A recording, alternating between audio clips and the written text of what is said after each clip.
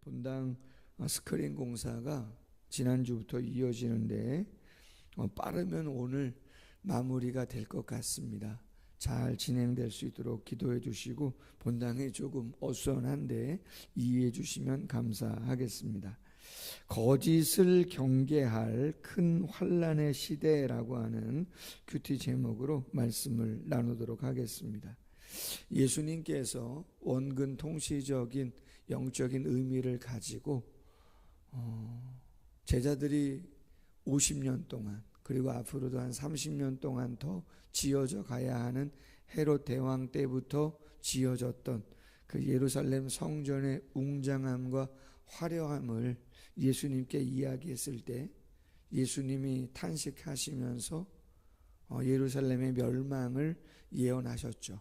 근데 그 예언은 AD 70년에 있는 예루살렘의 멸망뿐만이 아니라 예수님이 다시 십자가에 죽으시고 부활하시고 승천하신 후에 재림을 하실 그때에 이 인류의 종말을 내다보시고 예언하셨다 말씀을 드렸습니다.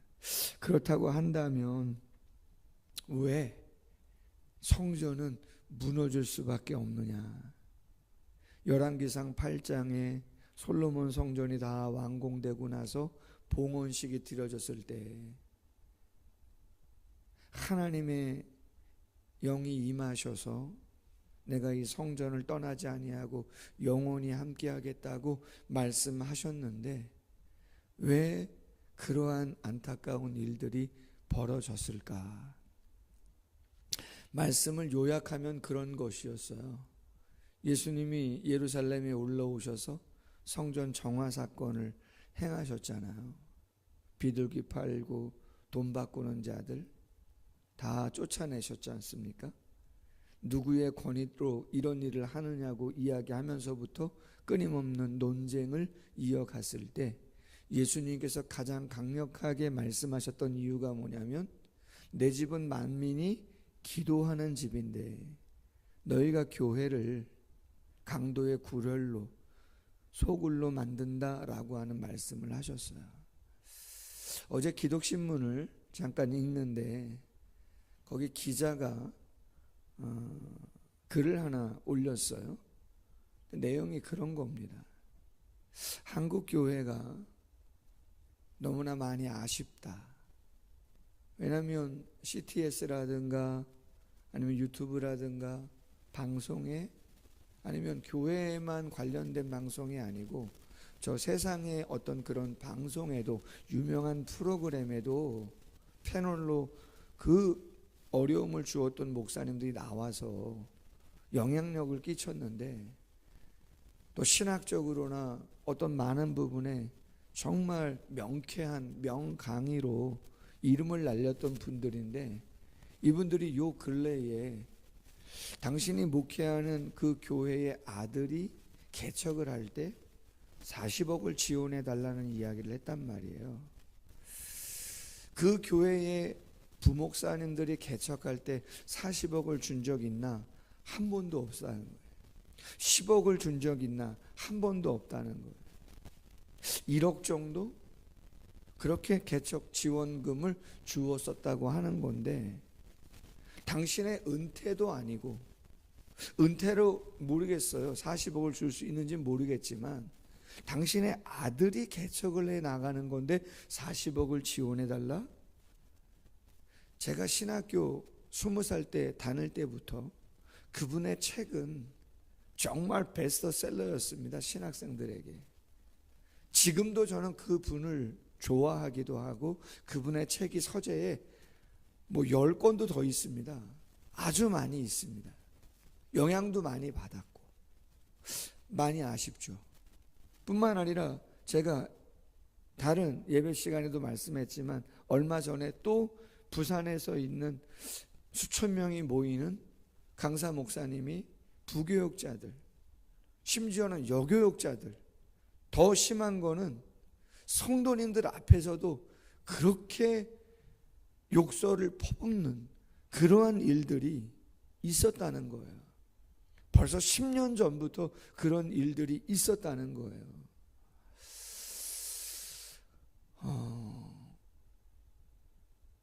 너무 어떤 한 가지 일에 경로에서 단회적으로 실수로 그렇다면이야 사람이니까 뭐 그럴 수도 있겠다. 완벽한 사람 없으니. 그런데 이것은 한 번, 두 번이 아니고 그냥 상습적으로 10년 그 전부터 끊임없이 반복되어졌던 일이라는 거잖아요. 그리고 그 일로 인해서 사임한 부교육자들이 한두 사람이 아니라는 데 문제가 있는 거잖아요. 어찌 보면 돈이나 재물이나 어쩌면 성장과 관련된 그러한 부분이죠.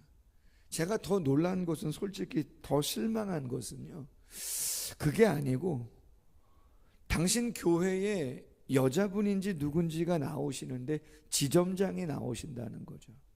은행의 지점장이. 근데 그런 표현을 썼어요. 녹취록에 보니까. 우리 교회 VVIP라는 거예요. 그분이.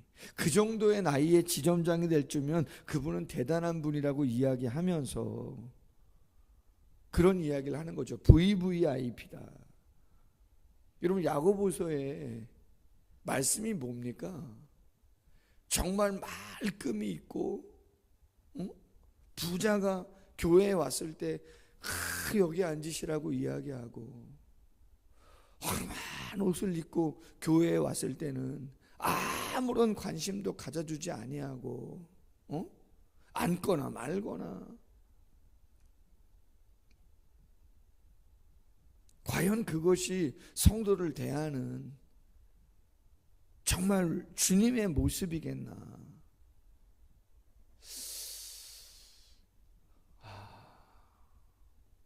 물론 연장자시면 잘 해드려야 되는 것이고, 몸이 아프시면 잘 배려해 드려야 되는 것이고, 사회적인 경험이나 경력을 또 잘 인정해 드리는 부분 필요하죠. 그러나 성도님들을 대할 때, 목사님들이 성도님들을 대할 때 어찌 보면 그거는 차별 아닙니까? 구별이 아니잖아요. 구별은 할 수 있는 거죠. 그러나 차별이라는 것은 있을 수 없는 것들이거든요. 과연 교회의 본연의 모습이 뭐냐는 거죠. 교회는 하나님의 백성들이 모여 당연히 하나님 예배하는 것이고, 복음 안에서 교제하는 것이고, 말씀을 더 잘 배우자고 훈련하는 곳이고, 그 은혜와 사랑 알았으면 잘 더 많이 섬기는 곳이고, 그리고 복음을 그렇죠, 전파하는 데 있어서 최선을 다해야 되는 곳이죠. 물질도 그런 곳에 쓰여야 되는 것이고, 우리의 영적인 에너지와 그 모든 것들도 그런 곳에 사용되어져야 되는 것이 맞는 것이라는 거죠. 그럼 교회에 와서 해야 되는 일이 뭡니까? 중직자들이나 교역자나 성도님들이 예배에 집중하셔야 되는 거잖아요. 그렇잖아요. 제가 수요 영성 예배는 온라인을 안 하는 이유가 어쩌면 마지막 그냥 마음에 남아있는 부분이에요. 예전에는 많은 예배들 행했는데 코로나 때 많은 것들이 좀 구조적인 변화가 있었습니다. 저희 교회도 마찬가지예요. 온라인으로 모든 것들을 다 송출하고 다 했었어요. 작은 교회지만 시스템 다 바꿔가지고 새벽 예배, 수요 예배, 저녁 예배 뭐 다 온라인으로 송출할 수 있도록 시스템을 만들어 놨었거든요. 근데 이제 코로나 없어졌잖아요. 그러면 교회에 오셔야 되는데 쉽지가 않은 거죠. 물론 새벽이야 이해할 수도 있겠다 하더라도 수요일 날 오실 수 있죠. 쉽지 않죠. 그래도 감사한 건요, 집사님 직분 받으셨다고 1시간 걸리는 저 공세동에서 올해부터 수요 예배 오시는 집사님도 계세요. 어제도 오셨고.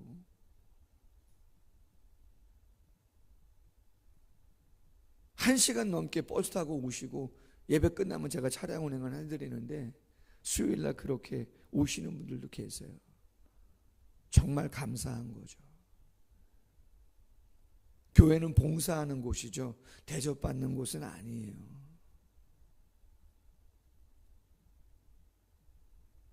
교회에 와서 반찬 투정하시는 분들도 계시죠. 늘 말씀드리잖아요. 좋은 건 그냥 집에서 잘 드시고 오시고,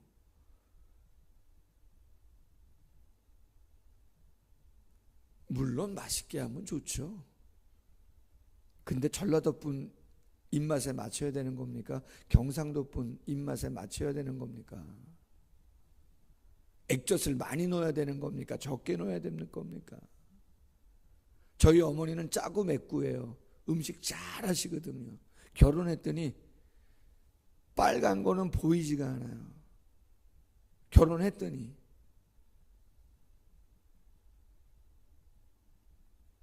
거기에 정성이 있으면 되는 곳이고 감사가 있으면 되는 곳이죠.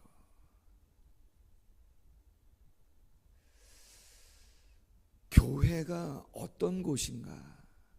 내가 어떤 신앙의 고백을 가지고 있는가? 드러나게 되어 있다. 정말 하나님 앞에서 바르게 여겨야 된다.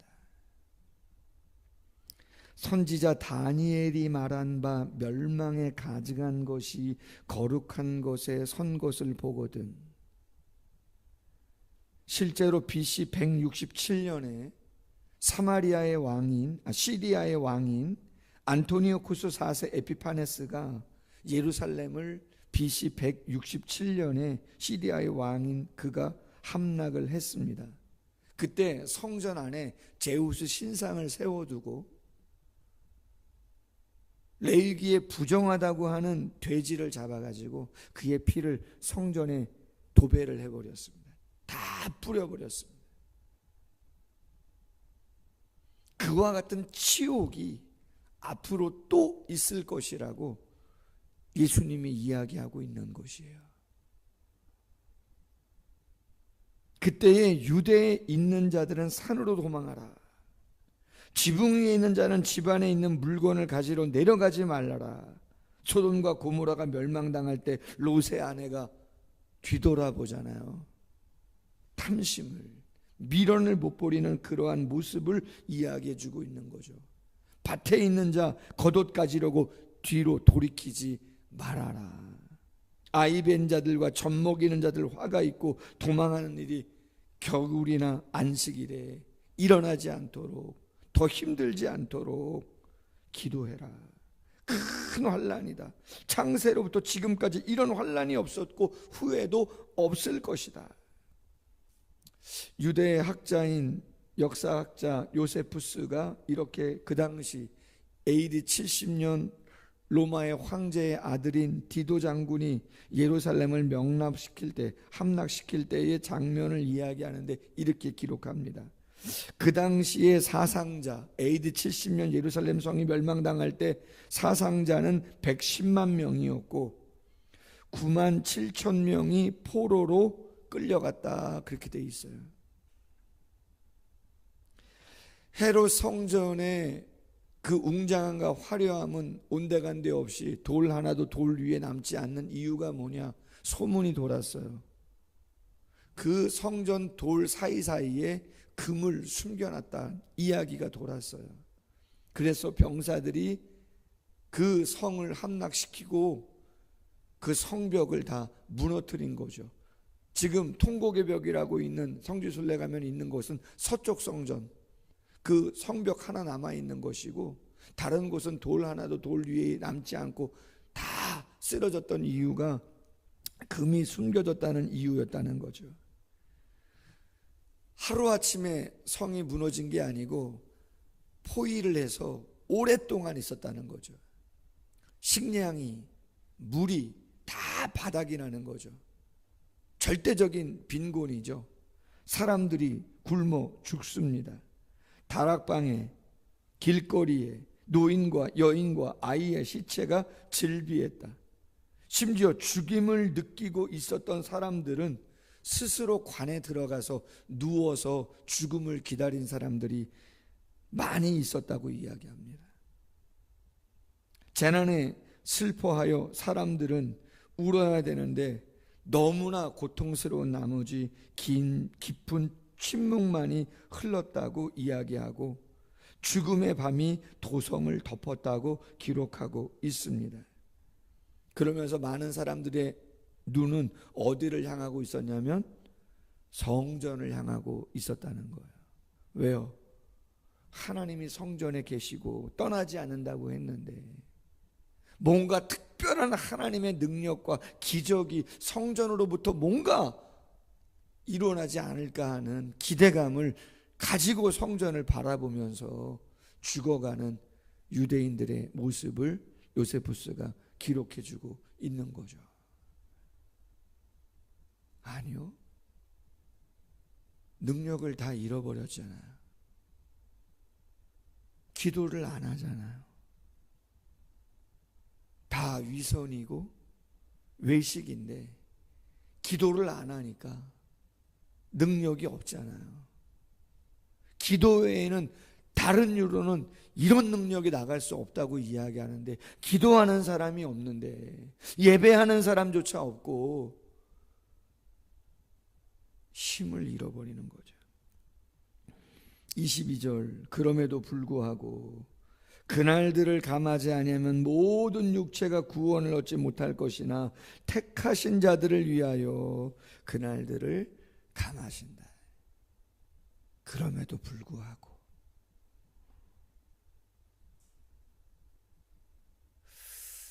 예레미야서에 보면은요, 에스겔서죠. 에스겔서에 보면은요 이런 표현이 있어요. 예전에 다니엘 기도회를 저희가 장로님 다니엘 기도를 아시나 모르겠는데 하시나요? 혹시? 저희 교회도 수년 전부터 다니엘 기도회를 하는데요. 이수영이라고 하는 가수가 있습니다. 여자 가수가. 그 가수가 간증을 할 때 핏덩이가 되어도 피투성이가 되어도 살아있으라고 하는 에스겔 선지자의 그 말씀을 가지고 간증을 한 적이 있었는데 부모님이 다 돌아가셨거든요. 가장이었고 사기도 당했고 본인의 모습이 정말 피투성이가 되어 있는 모습이었다는 거죠. 그럼에도 불구하고 하나님께서 이스라엘 예루살렘 백성들에게 이야기하는 거죠. 피투성이가 되어 있을지라도 살아있기만 하라고. 교회가 다 찢어지고 밟히고 그럴지라도 어제 말씀처럼 끝까지 믿음을 지키는 자 구원받는다 말씀하셨는데 여러분 우리의 마음이 쉽지 않을 때 있거든요. 신앙생활 하면서 쉽지 않을 때 있어요. 세상에 핍박이나 환난이 정말 물리적으로 올 수도 있는 것이고 차가운 시선으로 올 수도 있는 것이고 교회 안에서도 어려울 수 있는 것이고 그러나 그럴 때마다 생각하시라는 거죠. 하나님의 긍휼이 있고 믿는 자에 대한 하나님의 마음이 있음을 완전히 떠나가신 것이 아님을 기억하고 붙잡아야 된다라고 하는 거죠. 그럼에도 불구하고 더 힘든 것은 뭐예요? 23절 이하 그때의 사람이 너희에게 말하되 보라 그리스도가 여기 있다 저기 있다 믿지 말아라. 거짓 그리스도 거짓 선지자들 큰 표적과 기사를 보여 할 수만 있으면 택하신 자들도 미혹하리라. 여러분 제가 늘 강조합니다. 아무에게나 머리 숙이지 마시라고. 병이 나았다 기적이 일어났다 응답받았다 여러분 다 필요한데 정말 중요한 건 그런 게 아니라는 거잖아요. 출애굽기 9장 11절 하반절에 보면 애굽에 10가지 재앙이 일어납니다. 피, 개구리, 이파리, 악질, 독종, 우박, 메뚜기, 흑암, 장자의 죽음 10가지 재앙이 일어나는데 첫 번째 피와 개구리 재앙은 애굽의 술사들 똑같이 행합니다. 똑같이 피가 되게 하고 개구리가 올라오게 하고 애굽의 요술장이들, 마술사들이 다 행한다는 거죠. 바로의 마음이 강팍해지잖아요. 그런데 피개구리 이 재앙부터는 따라하지를 못합니다. 그리고 파리 재앙부터는 애굽 땅과 고센 땅, 이스라엘 사람들의 백성의 땅을 구별하십니다. 이쪽엔 재앙이지만 이스라엘 백성 땅에는 재앙이 내리지 않도록 하나님이 구별하시죠. 출애굽기 19장 11절 하반절은 어떤 내용이냐? 피, 개구리, 이 파리, 악질, 독종. 이 독종이 뭐냐면 심한 피부병이거든요. 이 6번째 피부병이 일어날 때 성경은 이렇게 기록합니다. 심한 종기가 요술사들로부터 애굽 모든 사람에게 생겼음이라. 그렇게 증거합니다. 거짓 그리스도, 거짓 선지자, 오늘 본문에 보면 큰 표적과 기사를 보여 할 수만 했으면 택하신 자들을 미혹한다는 거죠. 여러분, 기적이 다가 아니라는 거예요. 병 낫는 게 다가 아니고 대박 나는 게 다가 아니라는 거죠. 물론 좋지요. 감사하죠. 그러나 정말 하나님이 기뻐하는 건 뭐라는 거예요? 그것은 그냥 표징이에요. 늘 일상으로 그런 일이 일어날 수 있는 게 아니에요. 모든 시간 우리가 하나님께 드려야 되는 것은 마음이고 중심이죠. 태도와 행동. 어제 말씀 나눴잖아요. 수요일날 저녁에. 하나님을 경외하는 마음, 사랑하는 마음, 법을 지키는 마음, 그분을 섬기는 마음, 그 행동들, 그것이 있어야 되는 것이죠. 보라, 내가 너희에게 미리 말했다. 알아두라. 속지 말라. 깨어있으라. 그리스도가 광야에 있다 하여도 나가지 말고 골방에 있다 하여도 믿지 말아라. 번개가 동편에서 나서 서편까지 번쩍임 같이 인자의 임함도 이러하리라. 주의 재림의 돌발성과 신속성을 이야기하는 것이죠. 죽음이 있는 곳에는 독수리들이 모인다. 예루살렘에 로마의 군대가 올 것을 이야기해 주는 거죠. 재림 전에 어려움들이 있을 것을 이야기하는 것이죠. 부패한 죄인들에게 심판의 주님이 당신의 천사들을 보내서 어려움을 갖게 하는 것들을 이야기하고 있는 것이죠. 그러므로 디모데전서 6장 17절 이하 이 세대의 부한자들을 명하여 마음 높이지 말고 정함이 없는 재물에 소망 두지 말고 모든 것 후히 주시는 누리게 하시는 하나님께 마음을 두어라. 누가복음 21장 36절 너희는 장차 올 이 모든 일을 능히 피하고 인자 앞에 서도록 항상 기도하며 깨어 있어라. 디모데후서 4장 3절 이하입니다. 때가 이르리니 사람이 바른 교훈을 받지 아니하며 귀가 가려워서 자기의 사욕을 따를 스승을 많이 두고 또 그 귀를 진리에서 돌이켜 허탄한 이야기를 따르리라. 그러나 너는 모든 일에 신중하여 고난을 받으며 전도자의 일을 하며 내 직무를 다하라. 여러분, CTS 보세요. 유튜브 보세요. 좋은 설교, 좋은 강의 많이 들으세요. 근데 제가 제자훈련 사역활동 할 때 늘 말씀드리는 게 뭐예요? 변화는 듣고 깨달았다고 변화 일어나는 거 아니라는 거죠. 변화는 두 가지가 필요해요. 회개와 순종, 행함이에요. 귀만 커지지 마세요. 제 설교가 CTS에 나오는 명설교들 따라갈 수 있겠어요? 아니요. 그럴 수 없어요. 그러나 여러분, 어느 부흥사가 하시는 말씀이 있어요. 담임 목사님 설교는 주식이에요. 외부 강사님들 설교는 간식이고 외식이에요. 늘 바깥에서 밥 먹을 수 있어요? 마음대로 하세요. 할렐루야. 마음대로 하세요. 회개하지 아니면, 듣고 순종하지 않으면 삶은 바뀌지 않아요. 예배 사모하시고 무엇인가 하나님 앞에 온전히 설 수 있는 우리 모두가 되기를 주님의 이름으로 소원합니다.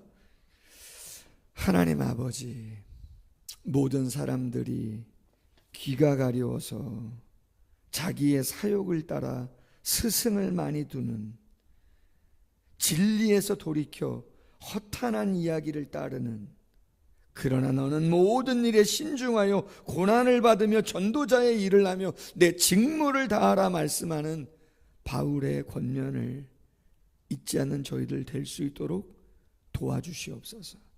무엇을 보고 신앙생활하는가, 무엇 때문에 신앙생활하는가 다시 한번 우리의 마음에 점검하게 하시고, 내가 있어야 할 자리가 어디이고 무엇을 감당하며 살아가야 되는가, 저 세상 한복판에서도 무엇을 감당하며 살아가야 되는가를 잊지 않는 저희들 될 수 있도록 도와주시옵소서.